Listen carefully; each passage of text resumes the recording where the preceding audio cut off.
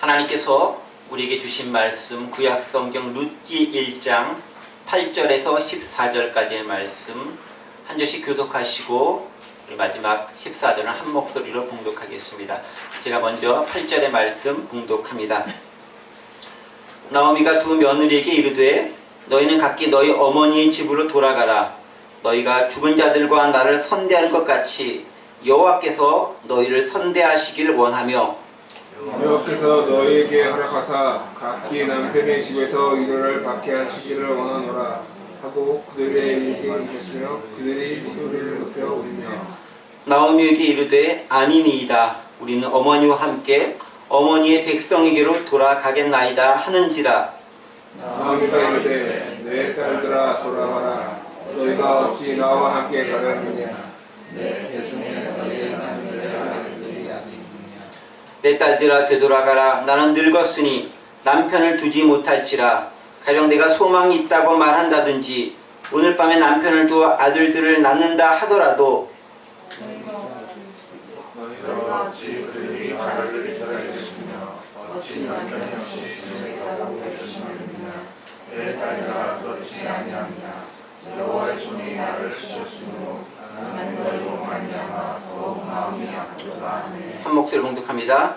그들이 소리를 높여 다시 울더니 오르바는 그의 시어머니에게 입 맞추되 룻은 그를 붙쫓았더라. 아멘.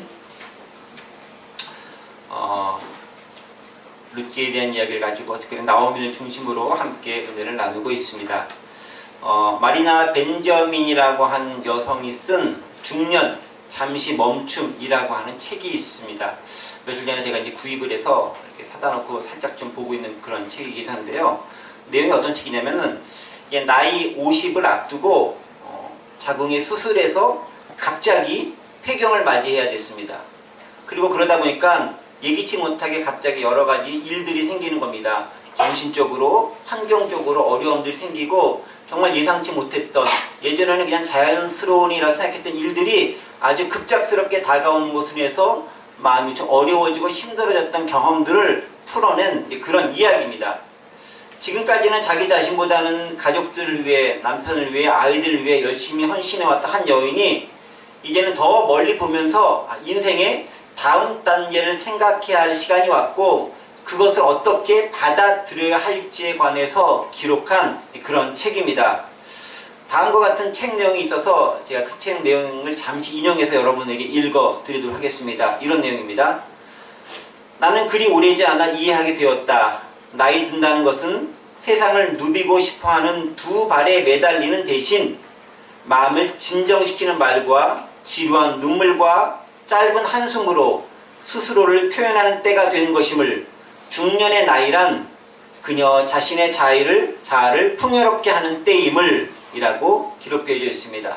그러니까 지금까지 막 다니고 싶었던 거 다니고 하고 싶었던 거 하는 그것을 하기 위해서 내 두 발에 매달렸던 것에서 이제는 작별을 고하고 내 자아를 풍요롭게 할 수 있는 무언가를 생각해야 할 새로운 때가 되었다라는 것에 대해서 이야기하고 있는 그런 책의 내용입니다. 자, 이제 이 책 내용을 제가 왜 소개시켜 드리냐면요. 이 책에 나오는 그 중년의 여인, 50 전후에 된 그 여인의 모습이 오늘 우리가 보고 있는 룻기에 나오는 나오미의 모습과 많이 오버랩되기 때문에 그러합니다. 어쩌면 오늘 본문에 나오는 나오미의 바른 생각과 느낌 역시 책에서 표현했던 그 중년 잠시 멈춤이라고 하는 그 책에서 표현되었던 내용과 똑같지 않을까 그런 생각을 해봅니다. 사실 따지고 보면 본문의 나오미는 책에서 언급되었던 그 중년의 여성보다 훨씬 더 큰 절망과 실망감에 사로잡혀 있었을 것입니다. 왜 그랬을까요?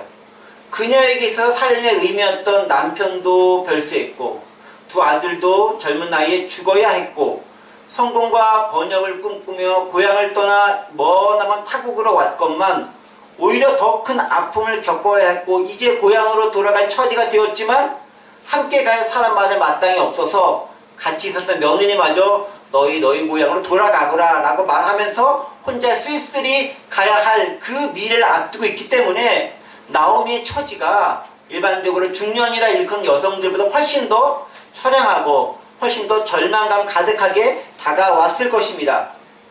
아마 나오미의 나이가 성경에는 정확하게 기록되어 있지 않지만 여러 가지 성경 오늘 본문 전후한 내용들이라든가 여러 가지 상황을 살펴보았었을 때 방금 언급한 저자 마리나 벤저민이 얘기했던 그 나이 한 50 전후에 된 나이가 아닐까라고 생각을 해봅니다. 왜냐하면 아들 둘을 출가시켰지만 아직 손자나 손녀도 없는 젊은 며느리만 남았고 자신 역시 더 이상 아들을 낳을 수 없는 그런 나이가 되었다. 또 폐경이 되었다. 또 쓸쓸히 혼자 남겨진 처리가 되었다라는 걸 따지고 봤었을 때 오늘날로 하면 딱 중년에 걸맞는 그러한 여성의 모습이 나오미가 아니었을까 그런 생각을 해보게 됩니다.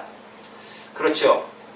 그렇지 않아도 삶의 무상과 인생의 의미를 찾기가 힘들어지는 시기가 중년의 나이 아닙니까? 여기 이제 중년에 접어든 분이 조금 계시는 것 같고 아직은 난 한참 남았어 라고 하시는 분이 주로 많이 계시고 그때가 좀 지났어 라고 하시는 분도 계시는 것 같긴 한데 어쨌든 그런 나이를 고려한다면 나오미는 훨씬 심각한 상황에 처해 있음을 우리는 알 수 있습니다. 단순히 자신의 몸으로만 삶의 무상을 받아들여야 하는 그런 나이가 아니라 배우자와 자식의 죽음으로 인한 절망감과 그 상실감이 무엇보다 크게 다가왔을 그 형편과 상황이 바로 나오미의 경우이기 때문에 그러합니다. 그리고 이제 그 나오미는 10년 정도의 삶의 질고를 겪었던 모압 땅을 떠나서 고향인 유다 지방으로 이주하려고 생각하고 있습니다. 성공해서 멋진 모습으로 금이 환영하는 그런 꿈을 꾸고 모압으로 와서 성공해서 유대 땅에 돌아갔으면 참 좋겠지만 그런 생각이 한 누군들 가지고 있었겠지만 그죠? 하루 먹고 살기조차도 벅찬 그런 상황에서 그나마 살아갈 수 있는 길이 고향 땅이라도 가면 거기서 그나마 살 수 있겠거니라고 생각하고 떠나가야 하는 나오미의 그 심정, 처지, 마음 어떻겠어요? 말로 저희가 얼마나 공감할지 모르겠지만은 대충 생각만 하고 상상만 하더라도 참 쉽지 않겠다라는 것을 느낄 수 있습니다. 그저 하나님의 은혜를 간구하며 나오미는 이방 모압의 땅에서 하나님의 다스리심과 통치하심이 있는 그 유다의 땅, 이스라엘의 땅으로 발걸음을 이제 옮기려고 하고 있습니다. 자, 그러나 그렇게 떠나기 전에 정리해야 할 것이 하나 남겨져 있죠. 뭐죠? 며느리들에 대한 문제가 정리해야 될 것으로 남겨져 있습니다. 바로 젊은 나이에 과부가 된 며느리들에 대한 문제입니다. 나오미 스스로가 과부의 아픔을 너무나 잘 알고 있기 때문에 그녀는 며느리들에게 그들의 고향에 너희의 고향이냐 남아있어라 라고 권고합니다. 바로 그 내용이 오늘 본문의 근간을 이루는 그런 내용들이죠. 그래서 본문 말씀을 통해서 삶의 위기 상황에서 나오는 그 나오미, 어떻게 그는 이별을 준비했고 그 과정에서 하나님의 역사는 어떻게 펼쳐졌으며 또한 그와 같은 삶의 모습을 보면서 오늘 이 시대를 살아가는 우리에게 주는 메시지가 무엇인지 함께 생각을 해보도록 하겠습니다. 지난 시간 얘기 잠시 언급하면서 말씀을 이어가겠습니다. 자, 지난 시간에 우리는 나오미가 길을 떠나가는 얘기를 하면서 길, 로드, 그 다음에 제자도, 제자의 길에 대한 얘기를 잠시 언급을 했습니다. 기억하시죠? 왠 처음 듣는 얘기 그런 거 아니죠? 네, 다 기억하시려 믿고 말씀을 전개해 나가겠습니다. 제자의 길은 어떻습니까? 결코 쉽지 않은 길이고 혼자 가기에도 녹록지 않은 그런 길입니다. 또 제자의 길은 가겠다라고 결단이 필요한 그런 길이기도 합니다. 그래서 제자의 길을 가는 것이 쉽지만은 않습니다.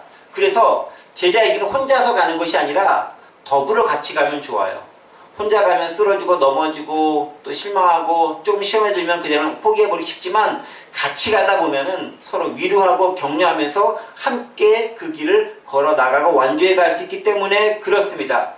우리가 믿음 생활하고 신앙생활 할 때 교회라고 하는 공동체를 이루면서 살아가는 게 다 이유가 있어요. 왜? 혼자서 신앙생활 하면은 잘할 수 있을 것 같은데 결코 그렇지 않다는 거예요. 나 혼자만 예수 잘 믿고 잘 있으면 되지 뭐 굳이 교회 나가서 신앙생활 해야 되겠어 라고 말씀하신 분들이 종종 있어요. 나는 교회 안 나가고 혼자서도 믿음을 잘 살 수 있어 라고 말씀하신 분들이 종종 계세요. 그런데 그런 분들이 결국은 신앙을 잃어버려요. 왠지 아십니까? 공동체가 있어야 그 신앙이 유지될 수 있기 때문에 그래요. 그게 아니면 하나님께서 공동체를 굳이 만드실 필요가 없는 거예요. 이 땅에 예수님께서 승천하시면서 남겨진 것이 바로 교회 공동체를 만들어 주셨거든요. 교회 공동체를 이루면서 하나님의 나라를 만들어 가거라 라고 말씀해 주셔서 만든 공동체가 교회예요. 더불어 살아가는 공동체라는 거죠. 왜? 혼자는 안 되니까 같이 있어야 되니까 가능하다라는 거예요. 예수님이랑 혼자가 될 수 있겠죠. 신이니까. 그러나 우리는 신이 아니기 때문에 더불어 살아가야 함께 위로하고 격려하고 북돋아주고 보듬어주면서 그 길을 제대로 갈 수 있다는 겁니다. 특별히 기독교는 산속에 틀어박혀서 홀로 명상하는 그런 종교가 아니에요. 변화무쌍한 이 시대 가운데서 많은 사람들 속에 들어가서 그 안에 더불어 살아가는 종교가 기독교입니다. 그 말은 뭐겠습니까? 많은 사람들 속에, 많은 인파 속에, 무리 속에 살아간다는 것은 그만큼 유혹도 많고 핍박도 많고 우리를 시험해 하는 것도 많고 넘어지게 하는 것도 많은 그런 세상이라는 거예요. 그 세상에서 잘 믿음을 지키며 산다? 무척 어려워요. 혼자 생활한다? 쉽지 않다라는 거죠. 그래서 교회 공동체가 필요한 거예요. 함께 위로받고 격려하고 북돋아주면서 세상을 향해 나아간다라는 거죠. 그리고 그러한 것 가운데 제자의 길을 걸어가는 겁니다. 견디고 이기며 나아가는 겁니다. 그래서 제자의 길은 더불어 같이 살아갈 때 가능하다라는 것입니다. 그래서 우리가 교회를 이루며 나아가고 공동체를 이루며 나아가는 것입니다. 그런데 본문에서 나오미는 어디로 갑니까? 유다 땅을 향해 나아갑니다. 지난 시간에 말씀드렸던 것처럼 Back to the land of Judah를 향해 나아갑니다. 유다의 그 땅, 약속의 그 땅을 향해 나아갑니다. 그리고 그 길을 혼자 가야 되겠구나 라고 직감하면서 며느리들에게 작별을 구하는 거예요. 나는 같이 가서 더불어 살아가면 참 좋겠는데 현실적인 상황을 보니까 같이 갈 수가 없겠는 거예요. 왜? 그들의 처지를 누구보다 잘 알고 있으니까. 그러니까 같이 가고 싶지만 현실적으로 상황적으로 그게 옳지 않다라고 느끼고 며느리들에게 너희는 여기 남아있으라 라고 이야기합니다. 그게 이게 8절에 기록된 말씀입니다. 8절 말씀 함께 볼까요? 8절 이렇게 기록되어 있습니다. 나오미가 두 며느리에게 이르되 너희는 각기 너희 어머니의 집으로 돌아가라. 너희가 죽은 자들과 나를 선대한 것 같이 여호와께서 너희를 선대하시기를 원하며 라고 기록되어 있습니다. 그 며느리들에게 너희 집으로 돌아가라. 너희가 나를 선대한 것처럼 나도 여호와께서 너희를 선대하시기를 기도한다 라고 하면서 실질적으로 작별 인사를 구하고 있습니다. 그렇죠? 자기 스스로가 과부였기 때문에 그 마음을 너무 잘 알고 있기 때문에 특히나 모국을 떠나 이국에 가서 삶을 산다는 것, 남편 없이 산다는 게 얼마나 힘든 거, 고된 것인지 너무 잘 알고 있기 때문에 두 며느리들에게 너희 집으로 돌아가라, 어머니 집으로 돌아가라 라고 권고하면서 그렇게 말을 하는 거예요. 그런데 제가 지난 시간에 말씀드렸지만 사실 나오미의 마음은 어떤 마음이에요? 혼자서 가고 싶은 마음이었을까요? 그래도 같이 살았던 가족인데, 그래도 같이 지냈던 가족인데 더불어 같이 가면 좋지 않겠습니까? 상황이 안 돼서 그렇게 말을 못할 따름이죠. 실패를 경험하고 쓸쓸하게 고향 땅으로 가야 하는 그 여인의 마음 누가 알겠습니까? 그나마 가족이라는 끈으로 묶인 며느리들이라도 같이 간다면 분명 서로를 이해하고 또 위로하면서 삶의 도움을 주고받을 수 있을 것이다 라고 생각을 했을 거예요. 그런데 그게 진짜 옳은 것이냐 라는 것에 확신이 없는 거죠. 또 같이 가자라고 얘기했었을 때 며느리가 또 시어머니 말이니까 거역하지 못하고 가기 싫은데 쫓아가게 된다면 그것도 얼마나 나오미에게 받았을 때 이기적인 그런 마음이겠어요. 나 편하다고 두 며느리 고생시켜? 그거 옳지 않다라고 생각했을 것 아니겠습니까? 그래 가자고 함부로 권면할 수도 없는 노릇입니다. 때문에 마음으로는 그들과 더불어 고향을 가고 싶은 그런 생각이 가득했겠지만 합리적으로 생각해도 아무리 도리를 따져봐도 며느리들은 그냥 고향에 남는 것이 더 잘한 것이다 라고 생각이 되었을 거예요. 그래서 며느리들에게 너희 고향으로 돌아가라, 어머니 집으로 돌아가라 라고 권면합니다. 자, 그런데 성경을 조금 자세히 볼 때가 됐습니다. 여기서 재미있는 표현이 하나 등장합니다.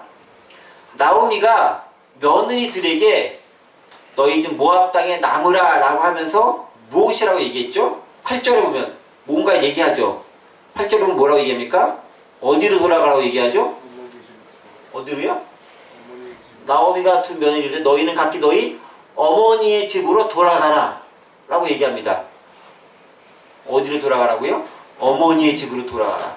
Go back, each of you, to your mother's home이라고 얘기합니다. 여러분들 보기에 전혀 이상하지 않은 표현일지 모르겠지만 성경을 조금 많이 본 사람은 이상한 표현이에요. 왜? 왜 아버지 집이 아닌 어머니의 집일까라는 거예요. 왜? 당시 사회가 목의 사회가 아니거든요. 그러니까 어머니 중심적 사회였으면 당연히 어머니 집으로 간다라고 표현하면 돼요. 근데 그 당시 사회가 목의 사회가 아니라 북의 사회예요. 철저하게 이스라엘 공동체는 남성 중심의 사회입니다. 가부장적 사회입니다. 그런데 가야 할 곳이 어머니의 집이라는 거예요. 사실은 아버지 집으로 돌아가라라고 말해야 올라요. 그런데 그렇게 얘기하지 않고 나오면 뭐라고 얘기하면 어머니 집으로 가라고 얘기합니다. 실제로 구약 성경을 많은 성경을 보면요. 이렇게 과부가 되었을 때, 또 남편이 죽었을 때, 남편이 사별했었을 때 그 부인이 어디로 가냐면 자기가 원래 살고 있던 아버지 집으로 돌아가는 것으로 되어져 있어요. 여러분 창세기 38장 11절 보면 이런 얘기가 나옵니다. 어떤 얘기가 나냐면요. 유다와 며느리 다말에 대한 얘기가 창세기 38장에 나옵니다. 38장 11절 보면 그런 이런 기록이 나옵니다. 유다가 그의 며느리 다말에게 이르되 수절하고 네 아버지 집에 있어 네 아들 셀라가 장성하기를 기다리라 하니 셀라도 그 형들같이 죽을까 염려함이라 다말이 가서 그의 아버지의 집에 있으니라 라고 기록되어져 있어요. 자, 이게 원래 무슨 얘기냐면요.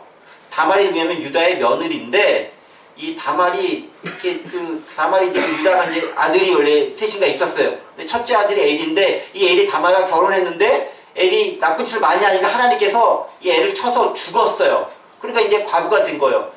그런데 이제 이스라엘에서 이제 무슨 어떤 거냐면 형사취수라는 그 법이 있어가지고 장남이 아이 없이 죽으면은 차남이 이제 또 그 형수와 결혼을 해서 대를 잇게 하는 그런 관습이 있어요. 지금으로서는 이해 안 되는 건데 그 당시엔 그런 관습이 있었어요. 그러니까 둘째 아들이 가가지고 이렇게 결혼하게 맺었습니다. 그 둘째 아들이 오난이라고 하는 녀석인데 이 녀석이 가가지고 내가 아기를 낳아서 이 애기가 내 애기가 되는 게 아니라 형의 애기가 된다는 걸 아니까 형수랑 같이 하는 걸 싫어하는 거야. 그래서 이렇게 딴짓을 하는 거예요. 그러니까 어떻게 하면 하나님께서 얘도 쳤어. 그 오난도 죽어버린 거예요. 그러니까 이 다말이 보기에 자기 원래 남편 엘도 죽고 둘째인 오난도 죽어버린 거야. 근데 셋째인 셀라를 보내야 되는데 그렇게 하니까 또 이제 유다가 보기에 그러다가 얘까지 죽으면 어떻게 될까? 걱정이 되는 거예요. 그러니까 차마 얘를 보내지 못하고 좀 얘가 좀 클 때까지 기다리게 너는 좀 너의 아버지 집에 들어가 있어서 좀 거치하고 있어. 때가 되면 부를게 라고 말하는 그런 장면이 여기 장면인데 여기서 얘기하잖아요. 어디로 가라고요? 어머니 집이 아니라 아버지 집으로 가라는 거예요. 또 율법책에도 이런 얘기가 기록되어 있습니다. 여러분 레위기 22장 13절에 있는 말씀 보면 기록되어 있어요. 레위기 22장 13절에 율법에도 뭐라 기록되어 있냐면 만일 그가 과부가 되든지 이혼을 당하든지 자식이 없이 그의 친정에 돌아와서 젊었을 때와 같으면 젊은 나이에 과부가 되면 그는 그의 아버지의 몫의 음식을 먹을 것이나 일반인은 먹지 못할 것이니라. 누구의 음식을 먹는다고요? 아버지의 몫의 음식을 먹는다. 즉 아버지 집에 가서 아버지의 딸로 역할을 감당하라라는 거예요. 왜 그렇게 했어요? 거기 가서 그 다음에 너의 삶을 살아라라는 거예요. 어디 가서? 아버지 집에 가서 살아라라는 거예요. 그러니까 당시 율법이나 전통에 의하면 남편이 죽은 여인, 특별히 젊은 여인 같은 경우는 어딜 가야 되면 아버지 집에 거해야 되는 거예요. 그 표현이 옳은 표현이고 맞는 표현이고 일반적인 표현이라는 거예요. 물론 아버지가 혼자 살지 않고 어머니랑 같이 살잖아요. 그러니까 뭐 아버지 집이나 어머니 집이나 그 집이 그 집이죠. 사실은 똑같은 집이에요. 다른 집 가는 거 아니에요. 같은 집인데 표현상 아버지 집이라 표현해야 옳다라는 거예요. 그런데 나오미는 며느리에게 어디로 가라고 얘기했죠? 어머니 집으로 가라라고 얘기합니다. 왜 그랬을까요? 본문의 내용이 이해하다 보는 바가 있다라는 거예요. 본문의 내용과 문화적 배경을 좀 참고할 필요가 있습니다. 당시에 있어서 그 유다 사회에 있어서 대부분 다 가부장적인 사회 가운데서 모든 것이 이루어지고 결정되어지고 실행되어진 사회였지만 한 가지는 상당히 어머니 역할이 중요하게 작용된 것이 있었는데 그게 뭐냐면 결혼과 관련된 문화가 그래요. 그래서 결혼 관련됐을 때는 아버지에게 보인다기보다는 어머니에게 먼저 보이고 어머니의 허락을 득하고 그 문제는 어머니가 주관해서 하는 것으로 사람들에게 특별히 유대 사회 가운데서 많이 펼쳐져 있었던 그런 내용들이 있어요. 일반적인 모습이었습니다. 예를 들면 창세기 24장을 보면은 어떤 장면이 나오냐면은 이삭이 자기 아내 리브가를 맞아들이는 그런 장면이 나옵니다. 사실 아브라함이 이제 이삭의 아들을 맞이하기 위해서 자신의 믿을 만한 노종을 보내죠. 보내가지고 얘가 떠다니다가 적합한 처자를 만나가지고 이 처자를 이삭과 연결시켜주는 장면이 창세기 24장에 나옵니다. 그런데 24장을 보면 이삭이 리브가를 맞이한 후에 그녀를 데리고 어디로 들어가냐면은 아버지 아브라함에게 먼저 가는 게 아니라 어머니 사라한테 먼저 가요. 결혼에 대한 문제는 어머니 몫이라는 거예요. 어머니 훨씬 중요하다라는 거예요. 그래서 창세기 24장 67절 나와 있나요? 창세기 24장 67절에 있는 말씀을 보면은 그렇게 기록되어 있습니다. 이삭이 리브가를 인도하여 그의 어머니 사라의 장막으로 들이고 그를 맞이하여 아내로 삼고 사랑하였으니 이삭이 그의 어머니를 장례한 후에 위로를 얻었더라 라고 기록되고 있습니까? 어디로 들였다고요? 사라의 장막으로 들이고 그를 맞이해서 아내를 삼고 사랑했다라고 기록되어 있습니다. 그러니까 결혼과 관련된 문제는 어머니와 관련되어 있고 어머니의 주관사항으로 이스라엘 사회에서 보편적으로 이루어지고 있었던 그런 전통이었다라는 거예요. 정리하면 이런 거죠. 아버지 집이라는 건 뭐냐면은 생활과 주거지, 가문, 혈통, 그 사람의 정체성을 드러내는 곳으로서의 이미지가 아버지의 집이라고 한다면 어머니의 집은 뭐냐면 자녀의 결혼과 관련된 것을 총괄적으로 담당하고 있는 그런 의미가 어머니의 집이라는 말이 담고 있는 의미였다라는 겁니다. 또 오늘 본문도 계속 이어지는 8절을 봤는데 9절부터 13절까지 내용을 쭉 보면 뭐냐면은 결국 나오면 뭘 얘기하냐면 두 며느리에게 모압 땅에 가서 그 아버지 집, 어머니 집에 가서 그냥 너 혼자만 사는 것이 아니라 뭘 얘기하냐면 거기 가서 재혼해서 너의 새로운 삶을 살아라 라는 내용들이 9절, 10절, 11, 12, 13절 쭉 기록되는 그 내용이에요. 그러니까 너 혼자 가서 그냥 수절하며 살아라라는 게 아니라 젊은 나이에 너희 과부가 됐으니까 어차피 이방의 사람들 죽고 나갔으니까 너희는 모압 사람이니까 모압 사람 만나가지고 그 땅에서 재혼해서 너의 삶을 살아라고 한 내용들이 9, 10, 11, 12절, 13절에 거치는 내용들이에요. 그리고 그 내용들 얘기하면서 너희는 이 땅에 남는 게 옳아라고 얘기하면서 나를 따라오지 말고 너희는 남아라라고 말씀하고 있습니다. 나오미 스스로가 과부로 살아온 삶이 얼마나 힘들고 벅찬 것을 알기 때문에 두 젊은 며느리들에게 그리고 그런 자신의 아픔을 물려주고 싶지 않기 때문에 그 마음이 간절해서 그 진실의 마음을 담아서 표현하는 거예요. 그러니까 어머니 집으로 가라는 것은 단지 니네 집으로 돌아가라는 게 아니라 새로운 가정을 꾸며서 새로운 세상과 새로운 삶을 살아라라고 하는 그 배려가 그 안에 포함되어 있는 그런 말이라는 거예요. 나오미 입장에서는 지극히 합리적이고 자신이 배려할 수 있는 최대한의 배려를 그 두 며느리들에게 베풀어 준 거예요. 이 짧은 단어 안에 그런 내용들이 들어있다라는 거죠.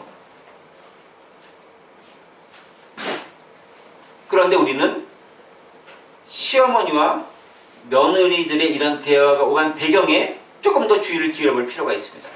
만약에 시어머니였던 나오미와 며느리였던 오르바와 룻이 사이가 좋지 않거나 혹은 시어머니 나오미가 그래도 가문에 명예가 있고 가문에 그게 있지라는 것만 생각하고 그것만 중시하게 잡았다라고 한다면 혹은 엘리멜렉이라고 하는 그 남편의 그 유지를 받들어서 그것만 강조하다고 한다면 두 며느리 너희도 나랑 같이 따라가야 돼 라고 주장했을 수도 있어요. 그렇게 주장한다고 해서 누가 뭐라고 한다거나 잘못했다고 얘기할 수도 없는 그러한 처사일 수도 있습니다. 그런데 나오미는 어떻게 하면 그렇게 하지 않았다라는 거예요. 왜 그렇게 했어요? 나오미가 두 며느리들에 대한 독특하고 특별한 사랑의 마음을, 애정의 마음을 가지고 있었기 때문에 그렇다는 거예요. 그러니까 두 부류의 사람들이 그 시어머니와 그 며느리가 아주 특별한 관계성 가운데 원래부터 있었기 때문에 그러하다는 거예요. 그런 관계성이 바탕이 됐기 때문에 너희는 돌아가서 너희 어머니 집에 가서 새로운 가정을 만들어라고 아주 권고하면서 떠밀듯이 그렇게 내보낼 수 있었다라는 거예요. 그렇다면 왜 나오미는 그토록 두 며느리를 배려해서 그들 위한 권고를 그렇게 할 수 있었을까? 어떤 며느리로부터 덕을 받았기에 이 나오미가 너희들은 너희 삶을 가라라고 얘기할 수 있을까? 우리가 가지고 있는 가문에 대한 것 일단 차치해버리고 너희 삶을 살아라고 권고하듯이 떠밀듯이 그렇게 말할 수 있었을까 하는 것을 생각해보자라는 거예요. 그게 어디 기록되냐면은 8절 중반절에 기록되어 있어요. 8절 다시 한번 펴줘보세요. 8절에 있는 말씀. 8절의 말씀 보면은 이렇게 중간쯤 보면 이렇게 기록되어 있죠. 8절. 네, 조금 더 가세요. 네, 여기 보세요. 나오미가 두 며느리를 너희는 각기 너희 어머니 집으로 돌아가라. 그 다음에 뭐라 기록되냐면 너희가 죽은 자들과, 요새 죽은 자들 누구 얘기하면은 자신의 남편과 두 아들들이에요. 그러니까 시아버지와 아들, 남편들이죠. 죽은 자들과 나를 선대한 것 같이 여호와께서 너희를 선대하시길 원하며 라고 기록되어 있어요. 실마리는 여기서 찾는 거예요. 너희가 죽은 자들과 나를 선대한 것 같이 여호와께서 너희를 선대하기를 원하며 라고 기록되어 있습니다. 자, 여기 보세요. 이 말씀을 보면은 우리가 뭘 알 수 있냐면은 나오미는 두 며느리들이 이방 모압 땅에 있었을 때 이 며느리들이 나와 그리고 남편과 두 아들들에게 어떻게 했는지를 생생하게 기억을 하고 있는 거예요. 그 어떻게 했는지에 대한 가장 대표적인 단어가 뭐냐면 여기 나오는 단어 선대라고 한다. 선대라고 하는 단어입니다. 선대가 앞선 대의 선대가 아니라 영어로 보면은 kindness라는 말씀입니다. 영어로 kindness. 아주 친절하고 자비롭고 잘 대해줬다라는 것을 의미합니다. 선대라는 단어입니다. 즉 나오미는 모압 땅에 있을 때에 모압 출신인 두 며느리로부터 선대를 톡톡히 받았다라는 거예요. 이게 있었기 때문에 그 마음을 안고 나오미 없이 두 며느리들에게 선대를 베풀 수 있었다라는 거예요. 그러면 어떤 선대를 도대체 받았기 때문에 그런 관계가 형성되었느냐라는 거예요. 자, 이걸 좀 알기 위해서 선대가 무엇을 의미하는지 좀 살펴볼 필요가 있습니다. 자, 원래 선대라고 하는 말에는 여러 가지 의미를 포함하고 있습니다. 한국어에는 이게 선대라는 말로 번역을 했지만 원래 선대라는 말이 히브리어는 뭐라고 되냐면은 헤세드라는 단어죠. 헤세드라는 단어가 나오죠. 헤세드. 이게 히브리어 이 알파벳이고요. 헤세드라는 단어가 한국어에서 선대라고 하는 단어로 번역을 해놨습니다. 그런데 이 헤세드라는 말은 여러 가지 단어로 번역될 수 있는 그런 단어예요.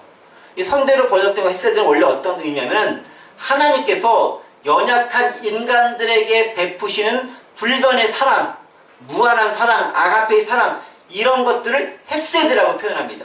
그래서 기독교 단체 중에 헤세드라고 하는 단체도 있어요. 헤세드는 하나님께서 우리를 사랑하신 놀라운 사랑을 헤세드라고 하는 거예요. 그걸 헬라식 표현하면 아가페랑 상당히 비슷한 의미를 가지고 있는 그런 단어인데 오늘 영어 성경에서는 뭐라고 번역했냐면은 kindness라고 번역을 했고 한국어 성경에는 선대라는 말로 표현을 했습니다. 그런데 헤세드는 단지 kindness, 친절함, 선대 이걸로만 표현될 수 있는 이것에만 국한되어지는 그런 단어가 아닙니다.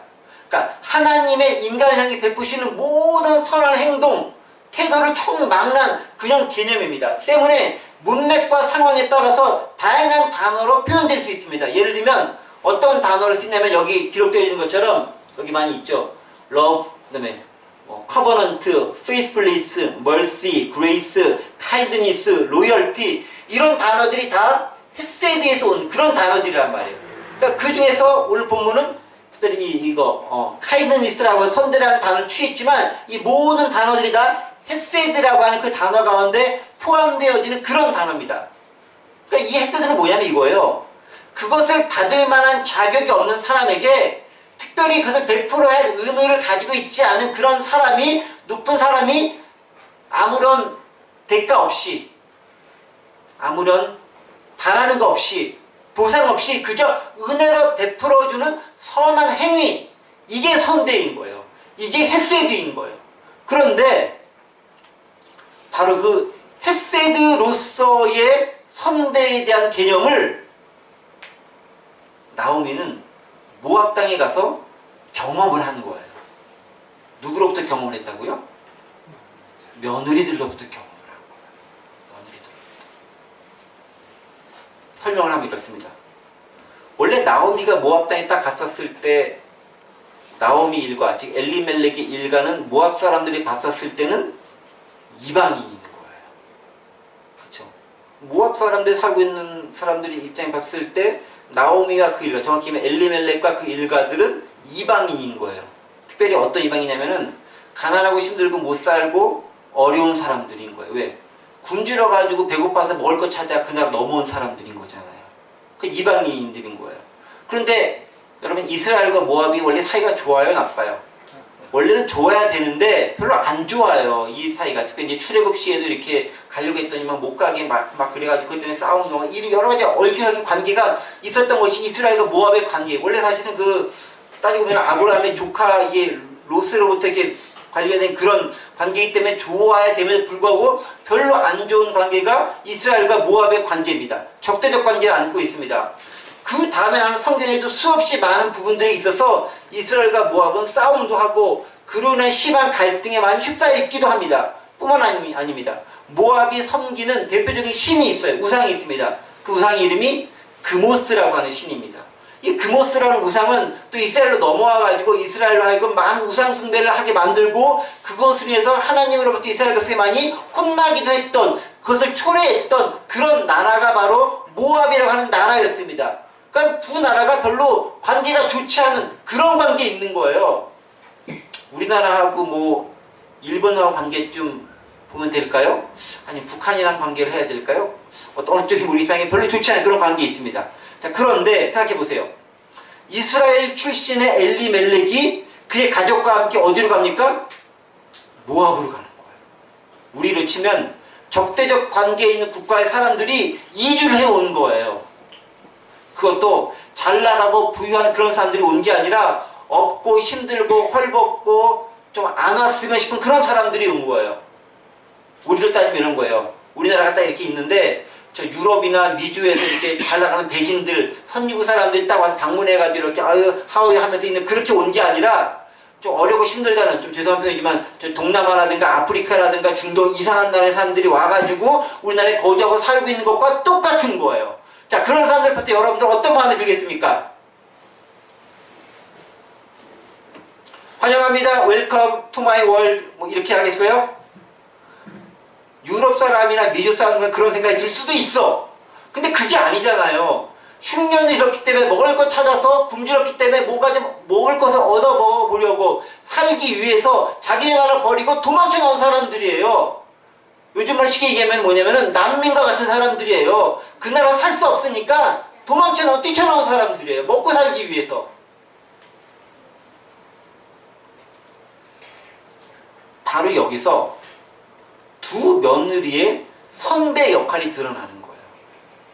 두 며느리는 오르바와 룻은 이스라엘에서 온 적대적 국가에서 온 형제의 나라라고 하지만 실제로 형제의 나라의 모습을 하나도 갖고 있지 않은 그 나라에서 온, 그러나 가난하고 힘들고 어려워서 굶어 죽는 사람들이 많은데 그거 피해서 도망하여 온 난민과 같은 엘리멜렉의 일가를 두 며느리 오르바와 룻은 선대를 하는 거예요. 영어식으로 표현하면 아주 친절하고 자상하게 그들을 대접하는 거예요. 뿐만 아닙니다. 단순히 잘 대해준 것뿐만이 아니라 이스라엘 출신의 남자들을 자신들의 남편으로 맞아들이는 거예요. 그것보다 더 큰 선대가 없을 정도로 선대를 두 며느리가 이스라엘 사람들에게 베풀었다라는 거예요.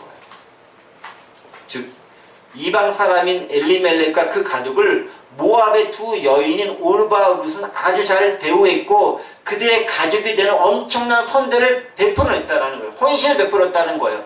나오미가 그걸 잘 알고 있는 거예요.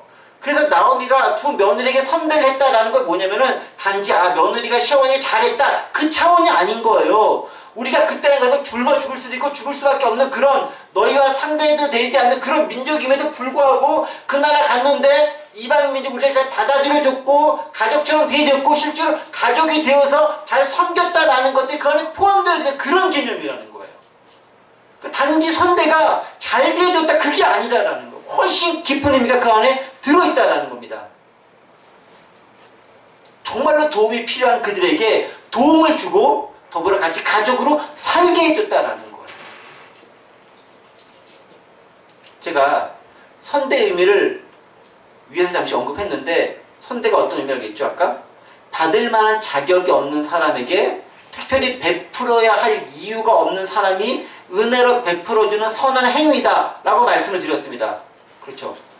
받을 만한 자격이 없는 엘리멜렉 일행을 그곳에서 주도권을 가지고 생활하고 있던 그곳 토착 사람인 모압 여인들이 오르바와 룻이 엘리멜렉과 그 가족에게 은혜를 베푼 거예요.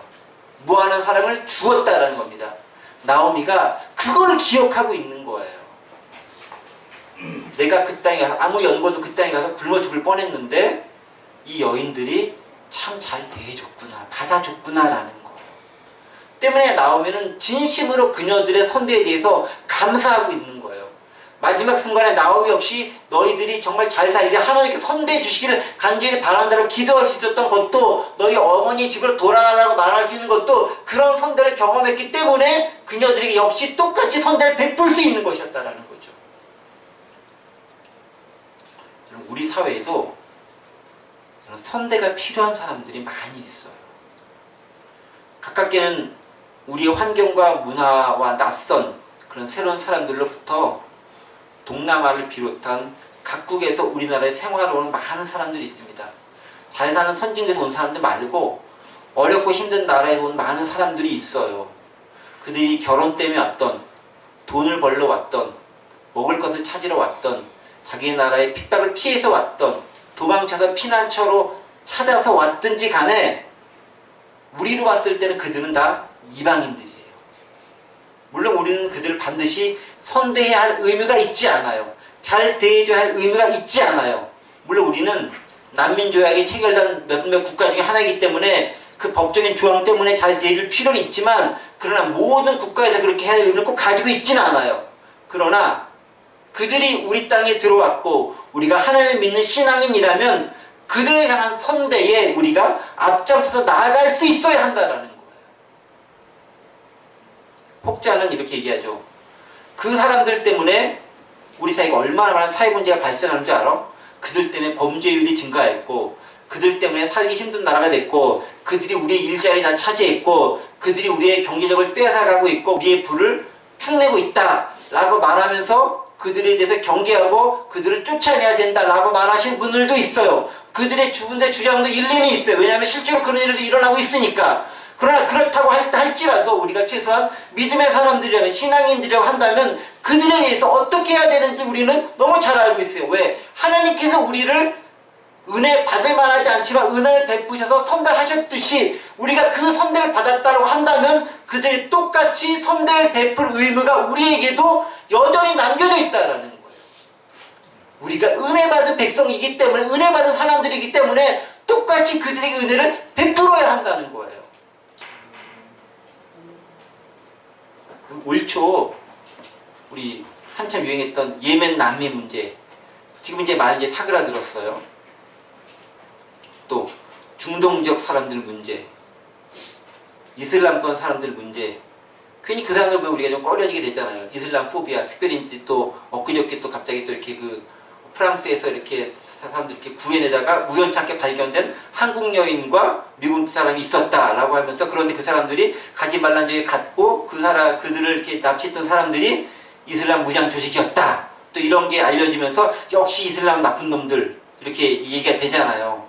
제가 이슬람을 옹호하고 싶은 생각 없고 전 철저하게 기독교 순종이기 때문에 이슬람을 받을 생각도 없고 인정할 생각도 없지만 그러나 무조건 이슬람이라고 해서 다 그들을 처치해버려야 되느냐 거부해버려야 되느냐 그게 아니다라는 거예요. 우리는 그들에서 포용할 수 있어야 된다는 거예요. 기독교 복음의 가치를 지니고 절대성을 충분히 유지하는 상태에서 그들을 포용할 수 있는 넓은 아량이 필요하다라는 거예요. 오늘 본문에 있는 룻기가 그걸 얘기해 주는 거예요. 이미 나오미와 그 일가는 이방인으로서 그 모압 땅에 가서 선대를 받았어요. 그렇기 때문에 그는 선대를 베풀 수 있었다는 겁니다.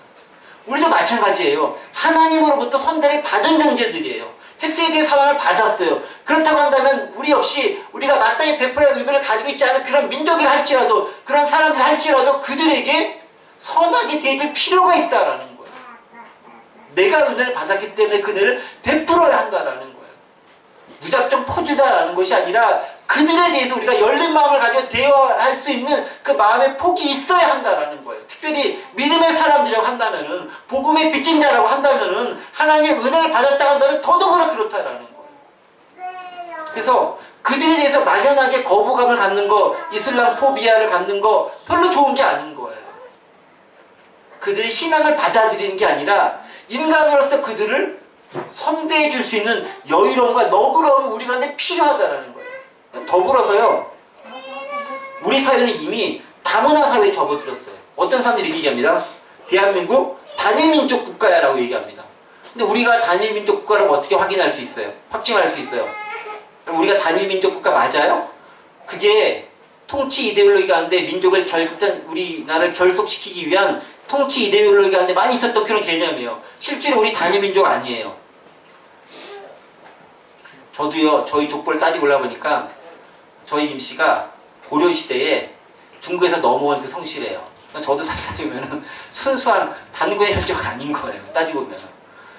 근데 대한민국 국민이 잘 살고 있는 거잖아요. 그것뿐만이 있겠습니까? 우리가 얼마나 많이 외적인 침략을 받았습니까? 몽골 침략 받았습니까? 한족 침략 받았습니까? 그러면 그 가운데서 얼마나 많은 그 후예들이 있겠어요. 이미 단일민족 아닌 거예요. 그런데 그 신화 가운데 있는 거예요. 단일민족이다. 다 거짓말인 거죠. 뿐만 아닙니다. 현재 살고 있을 때 보세요. 얼마나 많은 이주에 사람들이 오고 있어요. 요새 젊은 남성, 특히 농촌에 계신 분들이 결혼하지 못하니까 동남아 가가지고 여인들 같이 이렇게 오잖아요. 몽골에서 많이 오시잖아요. 그 사람들 한국에 살고 있으면 한국인이에요? 외국인이에요? 결혼해 살고 있으면 한국 사람 되는 거예요, 다. 이게 조금만 몇 세대만 지나면요, 자연스럽게 그 사람들은 그냥 한국 사람 되는 거예요. 그런데 지금 막 그럼 따지고 이렇게 뭐 동남아 사람이라니, 저기 뭐 중동 사람이라니, 아프리카 사람이 하면 나누는 것 자체가 무척 아주 배타적인, 무척 이기주의적인 그런 생각 가운데 있다라는 거예요. 이미 우리 민족은 단일민족 단일문화로 그냥 국가적으로 봤을 때도 다문화 국가예요. 다문화 국가가 뭐냐면요, 인구 중에 5%가 외국인으로 구성되어 있으면 다문화 국가로 규정을 해요. 우리나라 인구가 5천만쯤 되는데 이미 250만 명이 넘는 외국인들이 이 땅에 거하면서 살아가고 있어. 이미 우리나라는 다문화 국가예요. 미국만 뭐 다문화 국가 아니에요. 우리도 다문화 국가에 이미 접어들었다라는 거예요. 그 말은 뭐냐면은 나와 좀 다르다고 해서 생김새가 생각하는 거 다르다고 해서 무척 배척하는 게 옳은 것이 아니다라는 거예요. 그들을 선대할 이유가, 선대할 의미가 우리 가운데 있다는 거예요. 특별히 복음을 받은 사람이라면 더더욱 그렇다라는 거지. 그런데 선대해야 될 대상은 비단 이주민들만 국한되지 않습니다. 사회적 약자나 소수자들에 대해서도 선대할 수 있어야 되는 거예요. 선대의 의미가 뭐냐면은 우리보다 힘이 약한 사람들, 특별히 우리가 그들에게 빚을 지고 있지 않지만, 베풀어야 할 의무를 가지고 있지 않지만 그들에게 베푸는 것이 선대라고 한다면, 또 그것이 하나님께서 우리에게 보이신 사랑이라고 한다면, 우리가 그 사랑을 받았다고 한다면 우리는 그 관점으로 우리의 도움을 필요로 하는 사람들을 바라볼 수 있어야 된다는 겁니다. 그게 비로소 참다운 제자로서의 삶을 제대로 살아가는 길이다라는 거예요. 때문에 우리가 우리 주변에 정말 도움이 필요한 사람도 있다면은 그냥 도와줄 수 있어야 되는 거예요. 내가 가진 거 다 퍼주라는 얘기가 아니라 최소한 그들에 대해서 포용할 수 있는, 너그럽게 봐줄 수 있는, 배타적으로 내모는 것이 아니라 그럴 수 있겠구나 인정해 줄 수 있는 그런 마음 정도는 가지고 있을 수 있어야 된다는 겁니다. 주님께서 우리를 그렇게 보셨기 때문에 그러하다라는 겁니다. 말씀을 정리합니다. 시간이 많이 갔기 때문에 나머지 것들이 다음 시간에 하도록 하겠고요. 나오미가 며느리들을 선대함에 대한 이유가 있습니다. 그것은 나오미 역시 그녀들로부터 선대를 경험했기 때문에 그렇습니다. 우리 역시 마찬가지죠. 하나님으로부터 은혜를 경험했기 때문에 우리 또 다른 누군가에게 은혜를 베풀 의무가 있습니다. 1만 달란트 빚진 종이 그 빚을 탕감받았을 때 그 기쁨의 품을 누리고 있다면 100데나리온쯤 빚진 자들 용서해 줄 수 있습니다. 그 너그러움이 우리 시대에 필요합니다. 우리 가운데 필요합니다. 우리 공동체 가운데 필요합니다. 바로 그러한 모습을 안고 살아나갈 수 있는 우리 공동체가 되기를 간절히 원합니다. 기도하시겠습니다.